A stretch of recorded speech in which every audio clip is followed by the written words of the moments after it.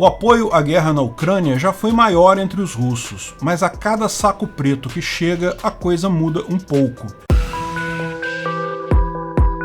Esse é o Visão Libertária, sua fonte de informações descentralizadas e distribuídas. Dmitry Skrebek, um residente de Yalta, pequena cidade do interior da Rússia, apoiou a guerra na Ucrânia desde o início. Tal como a maior parte do povo russo, iludido pela enorme máquina de propaganda russa com todas as vozes dissidentes caladas pela censura, o caminho era apenas natural. Colocou vários posts de apoio à guerra com o famoso Z do Putin em seu perfil no VK. Dmitry tinha um filho de 20 anos, Yegor Skrebek, que servia como conscrito na Marinha Russa desde julho de 2021 e deveria ser dispensado em junho deste ano. Yegor estava servindo no Moskva, um dos muitos marinheiros a bordo do navio que, ao contrário do que afirmou Putin, que nenhum conscrito participaria da guerra, era sim um conscrito e estava participando. O Moskva lançou vários mísseis contra posições ucranianas e atuava como proteção antiaérea na região.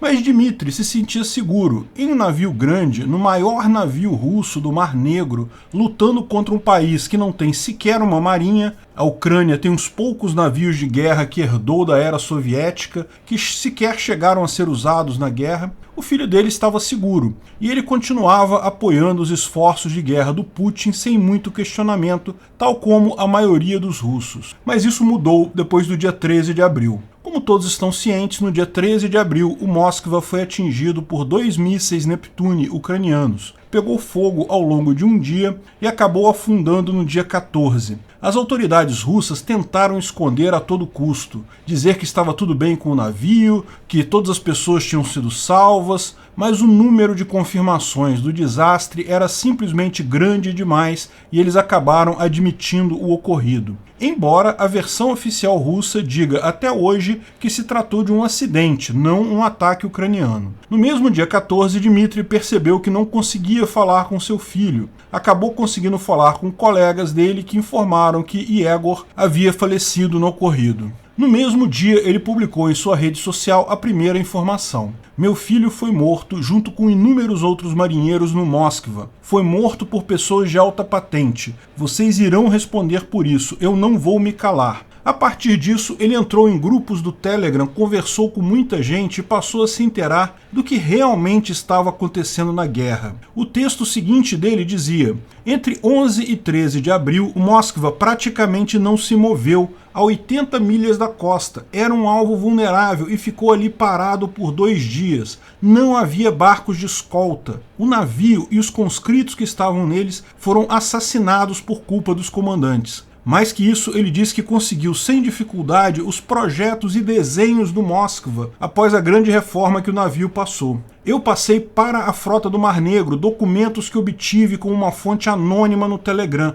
o projeto total do navio reformado com as informações secretas ali. Quero a confirmação se esses documentos são autênticos. Se não tiver confirmação, eu vou publicar tudo na internet, inclusive o resultado da inspeção do dia 19 de janeiro de 2022. Indicando que, provavelmente, houve problemas nessa inspeção que não foram tornados públicos, mas que ele conseguiu na internet. Ele também culpou Konashenkov, o porta-voz do exército russo, que apenas no dia 14 admitiu o problema. Disse ele: eu sei que antes de 1 da tarde do dia 14 de abril não houve pedidos de SOS para o Moskva, embora o ataque tenha acontecido às 3 da tarde do dia 13 de abril. Vocês queriam manter tudo em segredo, conforme a velha tradição de mentiras desses sacos de estrume. Vou dizer mais, você sabe por que não tem nenhum marinheiro ferido seriamente no ataque? Porque não foram resgatados, afundaram junto com o navio. Eles poderiam ter rebocado o navio para Sebastopol, mas não queriam que ficasse evidente o ataque feito ao Moskva. Ao contrário, rebocaram ele para águas ao sul do Mar Negro, mais fundas, para que afundasse longe da vista de todos. E mandou também um recado até para Putin. Vladimir, eu não perdoo você pela morte do meu filho e de tantos outros rapazes. A perda do Moskva é a sua derrota pessoal. Ele ainda comentou sobre o vídeo do Putin falando sobre a invasão da Ucrânia no dia 25 de fevereiro, quando ele pediu que os militares ucranianos se revoltassem contra o governo e derrubassem Zelensky. Dmitry comenta: Você não mencionou a coisa principal nesse discurso. Você esqueceu de avisar quando pediu para as forças ucranianas tomarem o poder em suas próprias mãos, você admitiu que o seu plano falhou. Quando, em Kherson, uma cidade tida como muito pró-Rússia, nossas colunas foram recebidas com metralhadoras, você já sabia que deu errado. Esperávamos ser recebidos com abraços e agora o tempo todo foi perdido. Em alguns momentos ele até sobe o tom. Você me traiu, camarada. Eu acreditei em você e agora você nos traiu. E todos os seus serviços secretos nos traíram. E agora eu vou expor todos vocês. Acredite, Vladimir, eu farei isso. A impressão que dá é que à medida que ele estuda mais sobre a guerra e descobre o que está acontecendo na Ucrânia,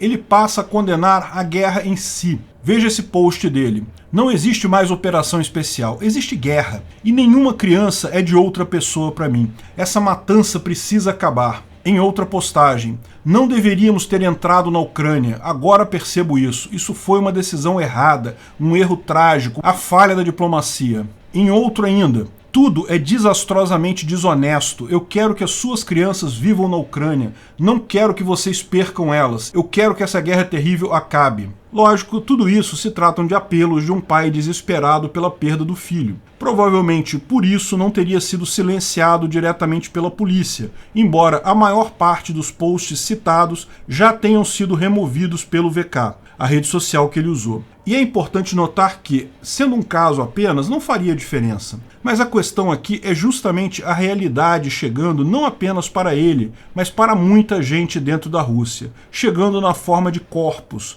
ou, na maior parte dos casos, de mera comunicação de falecimento. É muito fácil se empolgar com patriotismo, nacionalismo numa guerra, quando ele não cobra o seu preço. Principalmente nesse caso em que é um enorme esforço de comunicação feito pelo governo nessa guerra em outro país. Muitos russos têm outras coisas mais importantes para fazer, acabam não se preocupando com o assunto, mas toda guerra cobra seu preço. E talvez esse preço seja até aceitável pagar quando o objetivo é condizente. A luta pela liberdade sempre demandou sangue em toda a história. Thomas Jefferson uma vez disse: a árvore da liberdade deve ser regada de tempos em tempos com o sangue dos patriotas e dos tiranos. Mas quando se vê o preço a pagar alto para algo que não é nada além de uma guerra de conquista sem nenhum propósito, quando o próprio povo russo passa a entender exatamente do que se trata essa guerra, que não tem nada de liberação de Donbás, que não tem nada como caça antinazista,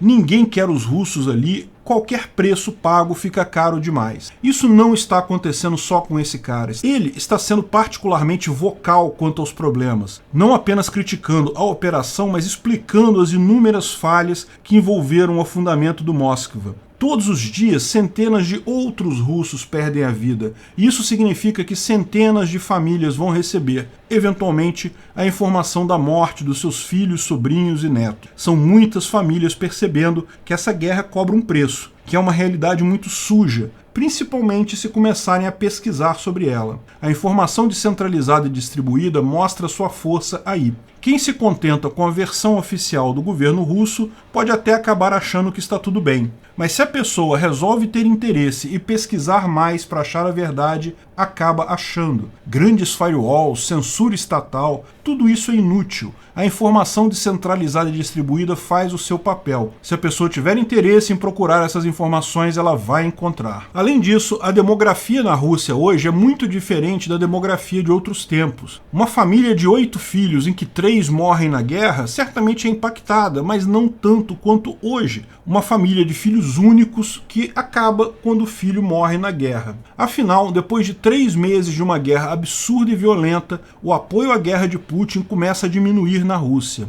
As pessoas que inicialmente até se empolgaram com o nacionalismo e o patriotismo começam a perceber os problemas. A economia cada vez pior devido às sanções, a limitação cada vez mais evidente das liberdades dentro da Rússia, o número de corpos de soldados chegando dentro de sacos pretos a cada dia. Tudo isso sem conseguirem mostrar nada que esperavam conseguir na Ucrânia. A cada dia que passa, todas essas coisas vão ficar pior. As sanções vão ficar ainda mais rígidas, à medida que os estoques se esgotarem, vão atingir mais diretamente os russos no dia a dia, cada vez mais sacos pretos vão chegar na Rússia, cada vez mais Putin precisará de censura e restrições de liberdade, causando ainda mais incômodo na população. A guerra está muito ruim para a Rússia nesse momento e não vai melhorar. Ao contrário, a tendência é piorar muito. Putin que se cuide. Você pode enganar algumas pessoas por algum tempo, mas é impossível esconder a verdade de todos indefinidamente.